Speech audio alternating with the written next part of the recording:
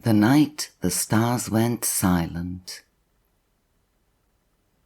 Eleanor first noticed it while lying in her backyard, her old quilt beneath her and the cool October air brushing her skin.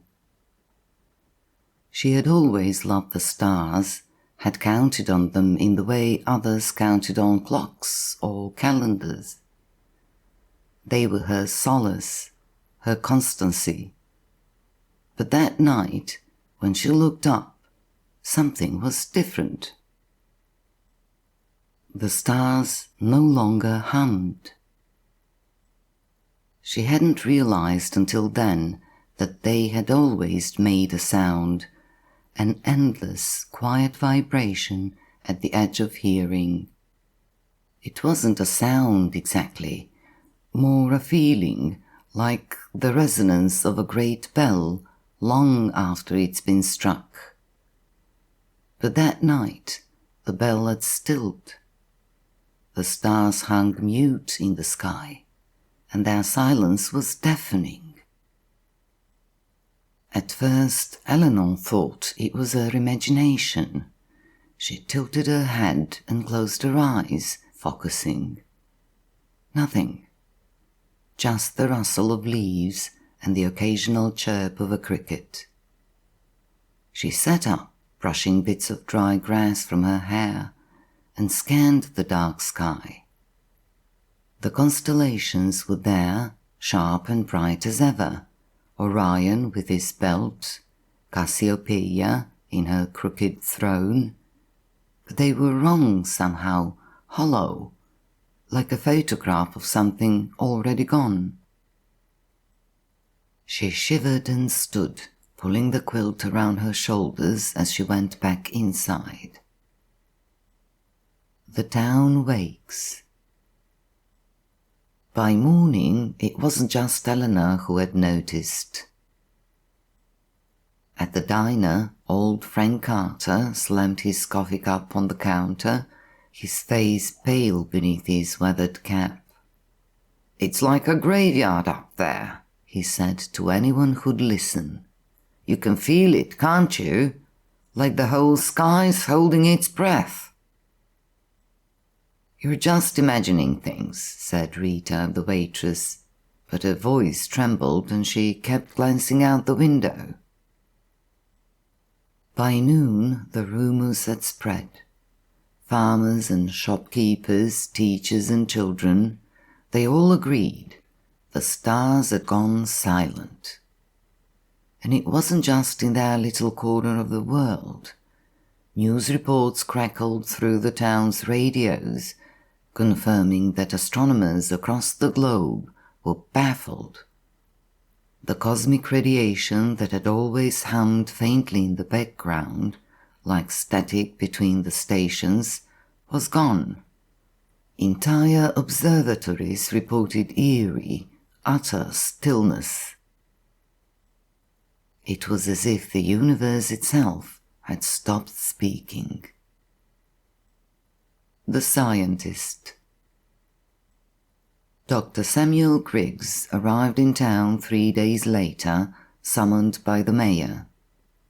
A lean man in his 50s, with spectacles perched on a crooked nose, Griggs carried himself with the distracted air of someone who lived more in his head than in the world. He set up equipment in the town square, telescopes and strange listening devices bristling with antennae. Townsfolk gathered to watch, murmuring among themselves. Eleanor stood at the edge of the crowd, her arms crossed against the chill. She had no particular love for scientists. They always seemed too focused on measuring and dissecting, as if wonder could be quantified. But there was something about Griggs' face, a quiet determination, perhaps, that held her interest. By evening, Griggs had his answer. "They're still there," he said, gesturing at the stars with a hand that trembled slightly.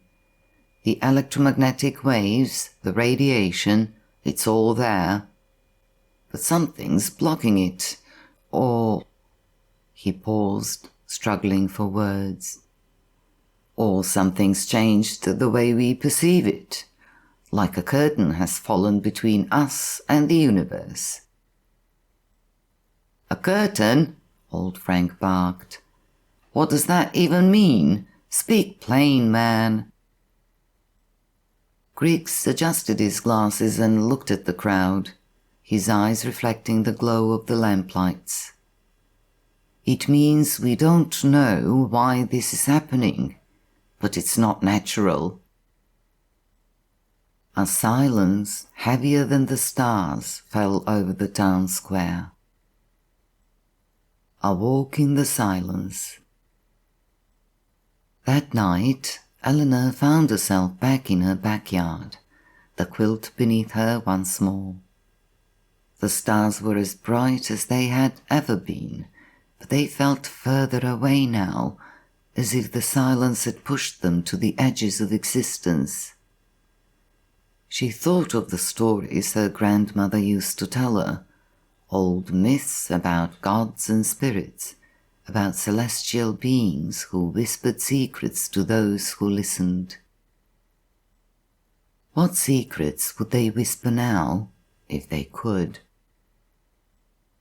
She heard the crunch of footsteps behind her and turned to see Dr. Griggs standing there, his coat buttoned to the neck against the cold. He hesitated, then gestured toward the quilt. Mind if I join you? She nodded and he sat, folding his legs beneath him. For a while they didn't speak. The silence stretched between them, vast and unbroken. Do you think it's permanent? She asked at last. Griggs sighed. I don't know. I've spent my whole life studying the universe, trying to make sense of it. But this, he shook his head, this feels like something we are not meant to understand. Eleanor tilted her head back, staring at the stars. I used to think they were alive, you know, that they could see us, even care about us in some way. It sounds foolish. It doesn't, he said, his voice soft. Maybe we've forgotten how to listen to them. Or maybe they finally stopped trying to speak to us. She turned to look at him, surprised. There was a wariness in his face, a vulnerability she hadn't expected. Do you think they're angry with us? She asked. I think... He hesitated, searching for the right words. I think we've spent so long looking outward that we've forgotten to look inward. Maybe the silence is their way of reminding us. The last night. The silence lasted for a week. During that time, the townsfolk moved as if in a dream, quieter than usual. Children stopped playing in the streets. Radios and televisions went untouched. At night, people gathered in their yards and on rooftops, staring up at the mute sky as if willing it to break its silence. And then, just as suddenly as it had begun, it ended. Eleanor woke to the sound of the stars humming again, that familiar, almost imperceptible vibration. She ran outside, her heart pounding, and looked up.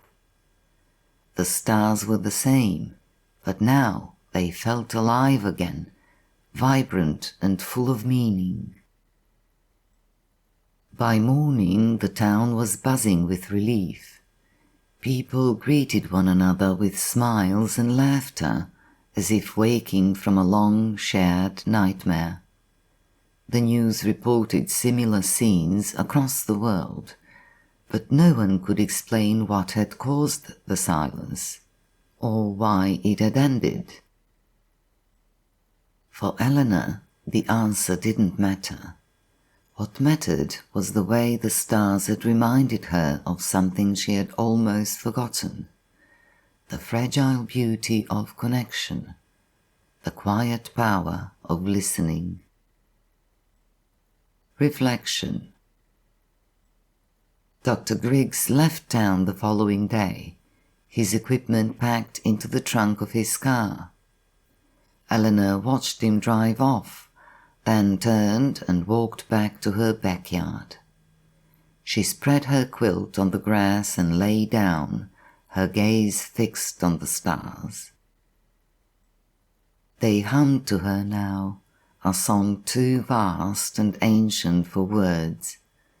She closed her eyes and let the sound wash over her, feeling it resonate deep within her bones. She thought about the silence, about how it had felt like standing on the edge of an endless void. But she wasn't afraid of it anymore. The silence had been a gift in its way, a reminder that even the universe needed moments of quiet. Above her, the stars shone brighter than ever. And this time, she listened.